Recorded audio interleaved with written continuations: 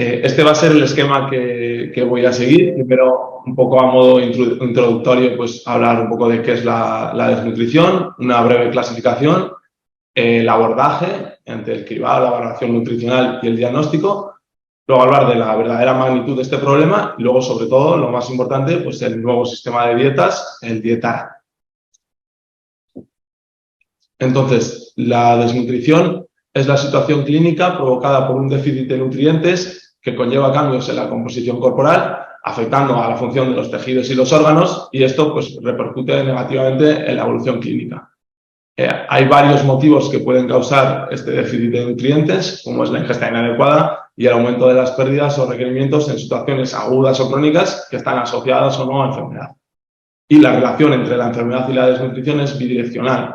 Por una parte, la enfermedad favorece la aparición de la desnutrición y esta también pues, repercute negativamente en la evolución de la enfermedad. Entonces, como veis aquí en la imagen, la enfermedad provoca una disminución de la ingesta, un aumento de las necesidades y una respuesta inflamatoria y un aumento del catabolismo. Todo esto, a su vez, pues, favorece la desnutrición y esta desnutrición hace que todos estos factores que he comentado pues, se empeoren. La clasificación pues, puede ser según el tipo de déficit, que sería una desnutrición calórica, proteica o mixta, y luego también hay algunos estados carenciales por déficit aislados de algunos nutrientes. Y por otra parte, pues, si atendemos al origen de la desnutrición, puede ser una desnutrición por ayuno debido a la ingesta reducida de alimentos, que puede ser voluntaria o involuntaria, o la desnutrición relacionada con la enfermedad.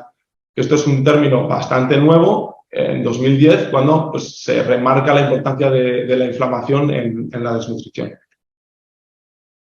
Entonces, ¿cómo abordamos la desnutrición? Primero habría que hacer un screening mediante pruebas que sean válidas, sencillas y fácilmente reproducibles. Después habría que hacer una evaluación nutricional completa y luego, pues en los casos en los que se requiera, un plan de tratamiento y, pues, en todos los casos, una evaluación periódica, bien se haya tratado o no.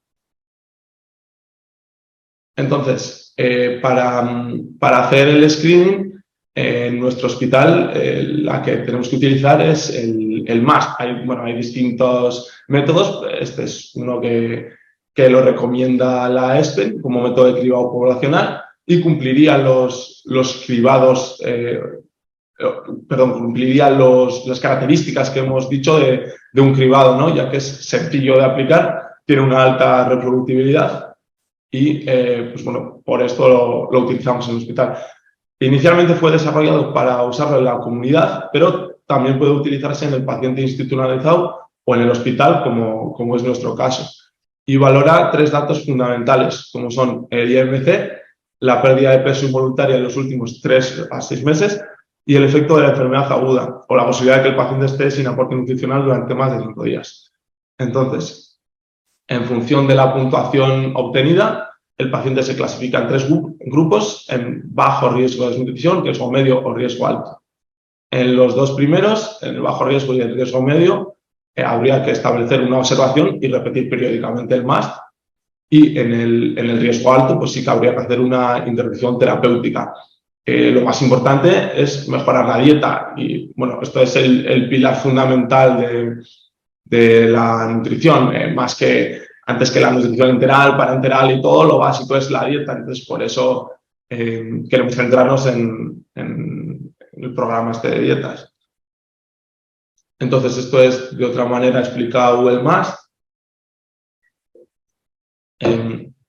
Serían los primeros pasos, pues, la puntuación para el IMC, para la pérdida de peso y para el efecto de la enfermedad aguda. Entonces, con esto pues, se hace un sumatorio, se calcula el riesgo global de malnutrición y, pues, según la puntuación, como decíamos, pues en bajo riesgo o medio, en el que habría que observar y repetir periódicamente, o el alto riesgo, donde hacemos una intervención terapéutica que básicamente se trata de mejorar la dieta.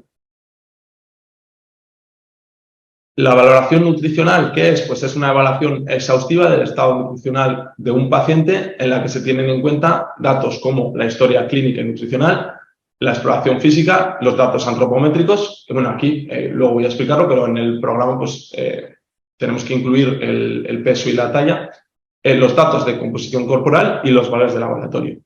Es importante tener en cuenta tanto el estado nutricional del paciente como la gravedad de la enfermedad subyacente, porque como he comentado, pues existe una clara relación entre ambos factores. Y no existe un único dato o marcador que nos permita tener un diagnóstico nutricional. Y tampoco existe unanimidad en los criterios y parámetros.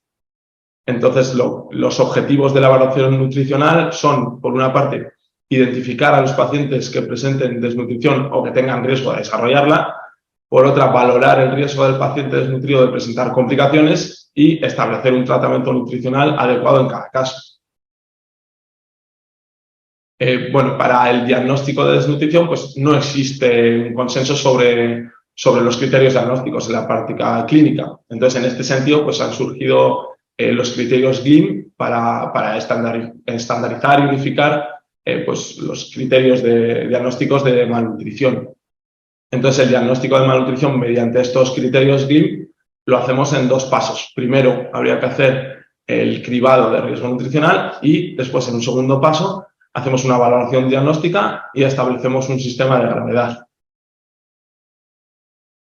Tenemos 3 criterios fenotípicos y 2 criterios etiológicos. Para hacer el diagnóstico tendría que tener uno de cada tipo al menos. Los criterios fenotípicos serían la pérdida de peso, es una pérdida de peso mayor del 5% en los últimos 6 meses o mayor del 10% en más de 6 meses, un IMC bajo, como es menor de 20 o menor de 22 en mayores de 70 años, una masa muscular disminuida y después los criterios etiológicos serían la ingesta o asimilación disminuida, lo entendemos como menor del 50% de los requerimientos energéticos en más de una semana o cualquier disminución de la ingesta en más de 2 semanas o cualquier patología gastrointestinal que tenga un impacto negativo en la asimilación o en la absorción.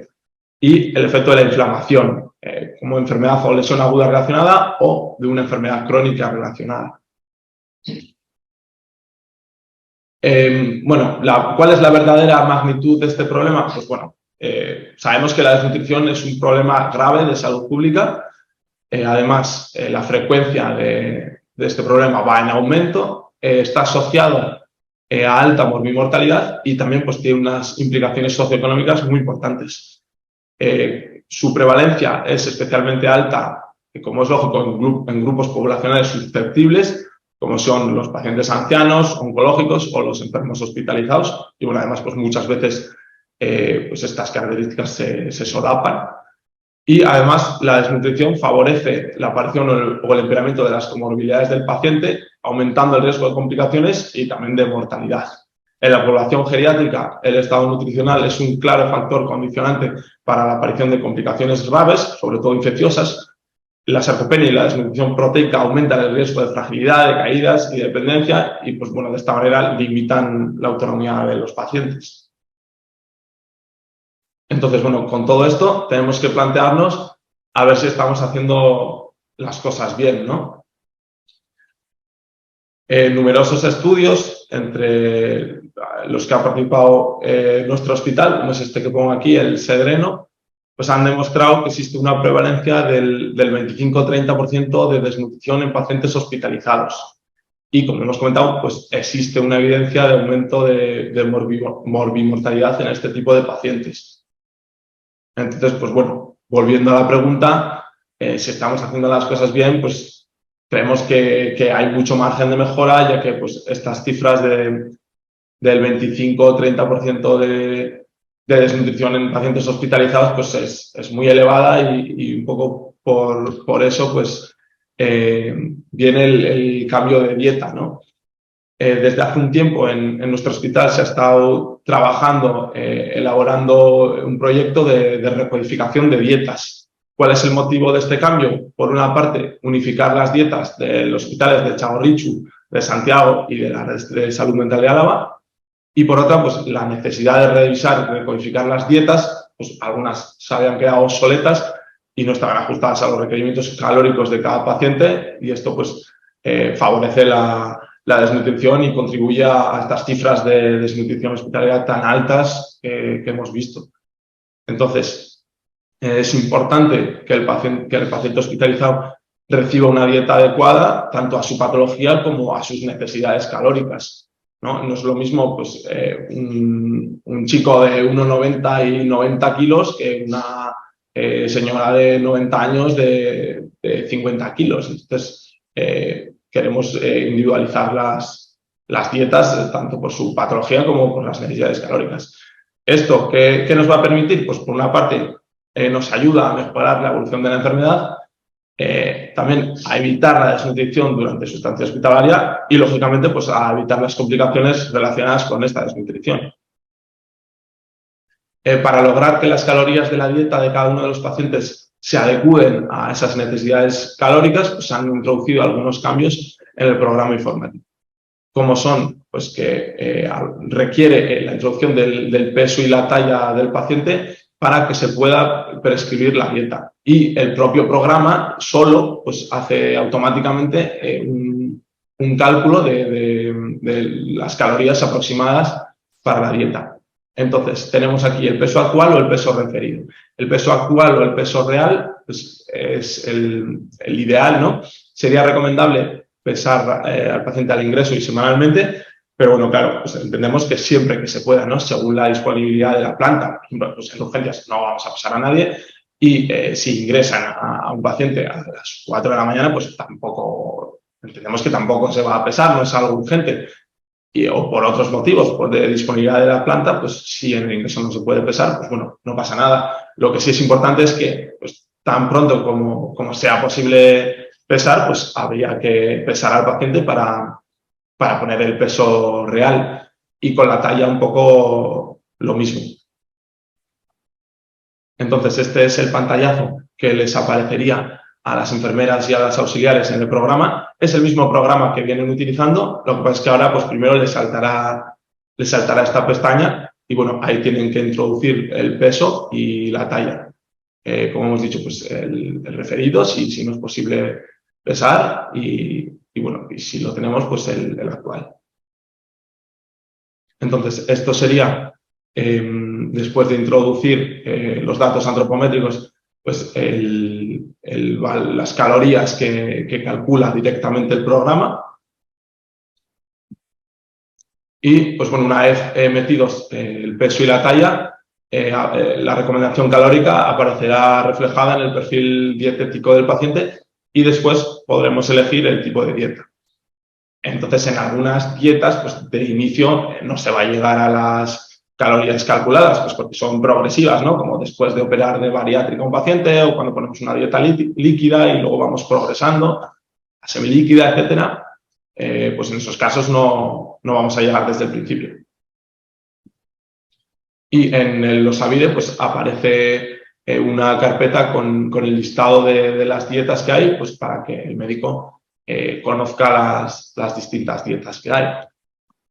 Que bueno, serían estas, que son las mismas que había antes, pero la diferencia es que bueno, se puede elegir el tipo de fibra y además pues podemos elegir las kilocalorías para cada paciente, ¿no? Y así un poco pues intentar que esas cifras que hemos visto de desnutrición, pues a ver si podemos mejorarlas.